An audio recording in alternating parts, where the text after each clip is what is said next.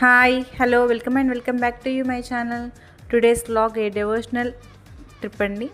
అనుకోకుండా మేము విష్ణాలయము శివాలయం దర్శించుకున్నాము. ఎక్కడో తెలుసా అవి గంపలగూడెం దగ్గరున్న నెమలి మరియు జగ్గేపేట దగ్గరున్న కోటిలింగేశ్వర స్వామి ఆలయాలు దర్శించుకున్నామండి.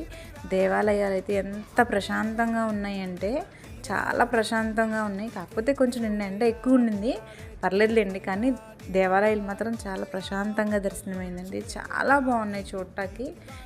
మీరు ఎవరైనా దీని వివరాలు కావాలనుకుంటే నాకు కామెంట్ చేయండి, నేను రిప్లై ఇస్తాను.